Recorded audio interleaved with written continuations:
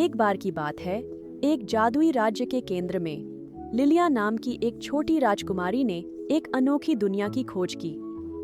उसके सुनहरे बाल सूरज की तरह चमकते थे और उसकी आंखों में आने वाले महान साहसिक कार्यों के सपने झलकते थे। एक दोपहर लिलिया महल के बगीचों में चहकते हुए दौड़ रही थी। उसके पैर मुश्किल से जमीन को छू रहे थे। वह एक छोटी नीली चिड़िया के पीछे भाग रही थी, जिसके फड़फड़ाते पंख रास्ता दिखा रहे थे। अचानक नीली चिड़िया घने घुमावदार लताओं के बीच गायब हो गई। एक हल्के से खींचने पर लिलिया ने एक प्राचीन लकड़ी का दरवाजा देखा, जो छिपा हुआ और भूला बिसरा था। उसका दिल खोज के उत्साह से धड़कने लगा और उसने जंग लगे हैंडल को घुमाया। दरवाजे के पार एक मनमोहक बगीचा था, जो ऐसे रंगों से भरा था जो मानो किसी चित्रकार के पैलेट से उछल रहे हों। हर रंग की तितलियां सुनहरी धूप में मंद मंद उड़ रही थीं और एक साफ बुदबुदाती नदी जंगली फूलों के बीच से बह रही थी। हवा में एक खिलखिलाहट तैरने लगी, जो लिलिया के कानों तक पहुंची। एक काई की चट्टान पर एक शरारती लड़का बैठा था। हवा में उसके घुंघराले बाल लहरा रहे थे। तुम कौन हो? लिलिया ने उत्सुकता से आंखें फैलाकर पूछा।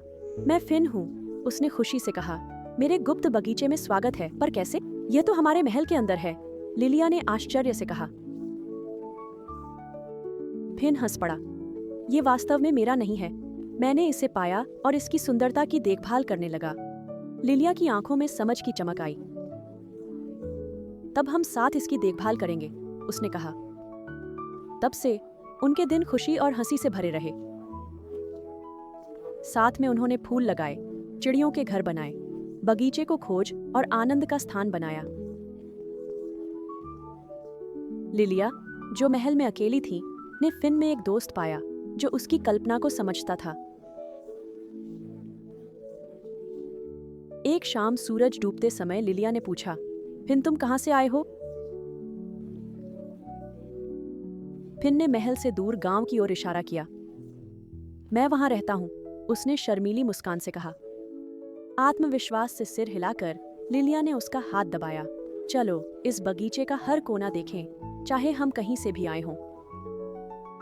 मौसम बदले, बगीचे में नए चमत्कार आए, वसंत के फूलों से लेकर बर्फ की चादर तक। एक दिन राजा को भी उनका छिपा हुआ स्वर्ग मिल गया।